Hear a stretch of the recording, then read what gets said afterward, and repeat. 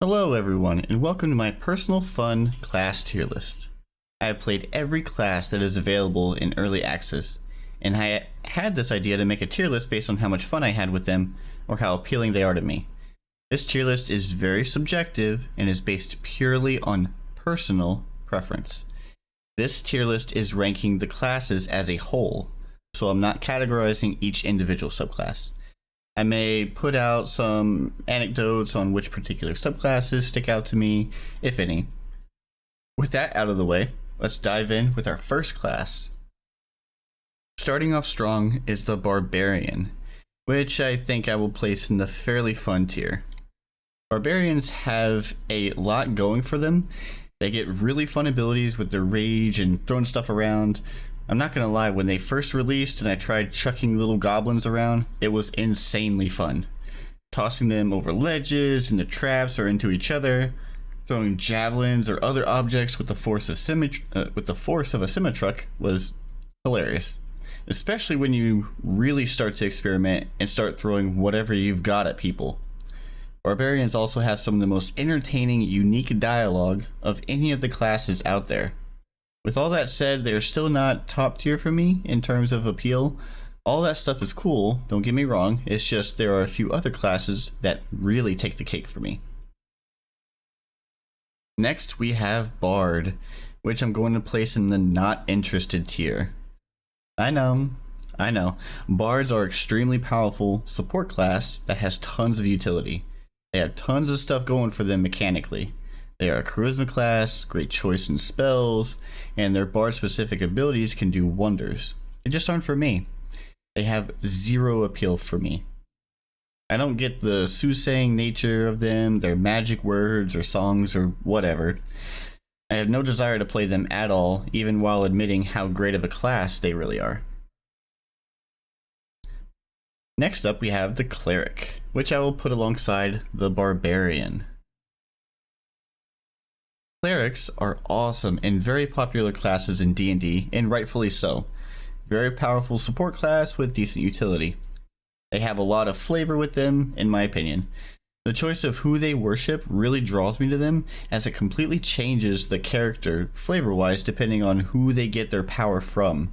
It doesn't really change anything in the game except for possibly some dialogue options, but how I see and view the character changes on who they get their power from. Some of these gods have some pretty interesting backstories, which is something you should care about when playing a cleric, considering that's kind of your whole shtick. The many subclasses they have are also super interesting. The light cleric, which we already have in early access, is quite powerful with its warding flair and just overall aesthetic. The light, nature, and knowledge clerics are some of my favorites thematically. The light cleric, radiating holy light, banishing undead, is truly chef's kiss in my mind's eye. Next up is Druid, who is going to be our very first, very fun tier class. I love the Druid, period. I am of the opinion that everything about the Druid is fantastic. They are one of two perfect classes to me. Wild Shape is one of the coolest and most versatile abilities in the game. There are so many interactions with NPCs depending on what animal you transform into. If you transform into a spider around goblins, they will come up to you saying, "Shoo, shoo." If you wild shape into a cat, people will come up and freaking pet you. Not to mention all the combat abilities they get. I love their spells as well, such as Heat Metal, Plant Growth, Spike Growth, Entangle, Thorn Whip, and Create Flame. I really enjoyed playing a human druid. Humans are one of the few races without any dark vision, so I would walk around in the dungeons holding a little flame from the Create Flame spell. Such a cool little spell to set the mood and tone for a proper dungeon delve. I love all the subclasses of Druid, Moon, Land, and the upcoming Spores, a proper, full flavored class. The Fighter will be our first average tier. They're kinda cool to play when I get an inkling to play with weapons. I'm most particular about the Eldritch Knight, which is possibly my favorite fighter subclass in Baldur's Gate 3. Fighters are great at what they do, which is use weapons and use them well. I do like that Laren has implemented these very fun abilities to each weapon type. When those abilities land, it's really satisfying from the sounds they make to their effects. Some of those effects can help trivialize a fight, like giving advantage on the next attack roll and stuff like that. But overall, fighters are pretty meh. But they do scratch that itch when I get it. And Monk will be joining bards in the not interested category. Maybe I'll be swayed by playing them in the full release, but in tabletop I have never had an interest in them. Some of their abilities sound cool, but I can never care enough to make the class for a whole campaign. I did watch the panel from Hell though, and some of what Larian did to them sounded kind of interesting. I will end up playing the Monk eventually, but it isn't going to be my first few characters. Alright, so the Paladin is an extremely popular class in 5th edition, if not the most popular. It's an incredible popular class with one of the best single target burst potential of any class with Divine Smite. And I gotta admit, I'm drawn to them as well. Designed very well, aesthetically pleasing in terms of flavor. They're just really cool with the whole knight in shining armor that comes to mind with Devotion Paladins, or the formidable and scary Vengeance Paladins. One of my favorites though is the Oath of Ancients. The imagery that comes to mind when reading about them in the player's handbook and looking at some art of them is incredibly enticing. Stoic guardians of the natural order of the world, green men who guard the balance of nature, wielding druidic spells and vines or other plant material wrapped around them. It's really cool. Next up is Ranger, which will go in the average tier next to the Fighter. I really like the imagery that comes to mind when I think of Rangers more than anything else about them, really.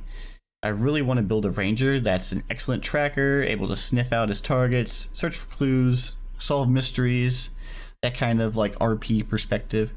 Other than that though, they're just kind of meh. Next up we have the Rogue. I think I'll place them in the fairly fun tier.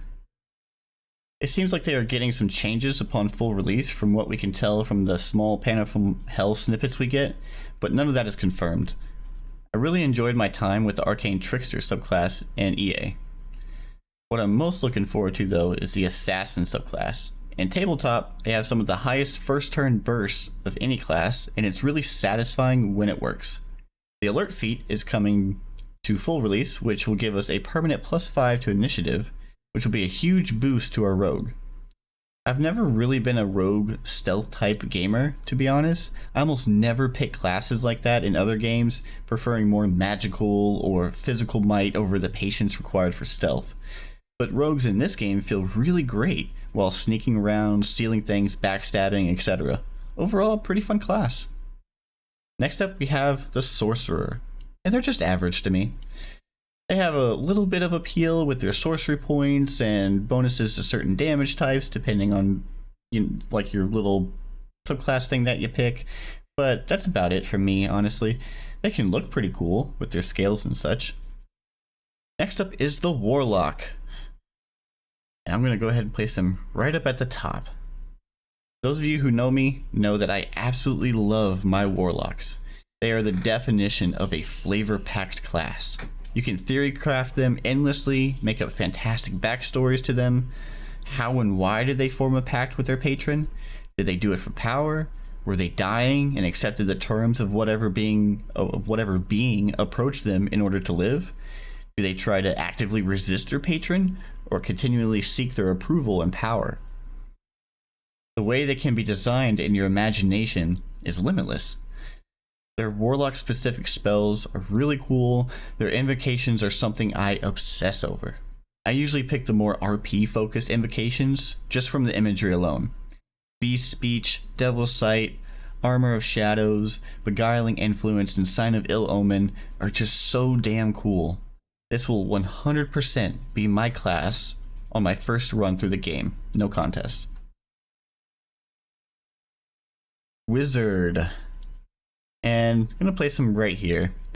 I don't know, man. I've just never really been a big fan of wizards in this game. I kind of get bored playing as them. I know they're powerful, but I just find them boring to play. And that wraps up the video. If you enjoyed it, leave a like. If you disagree with my tier list, leave a comment. Just remember that this is a personal fun tier list that is unique to me. If you'd like to see more Baldur's Gate 3 content, please consider subscribing. Have an awesome day.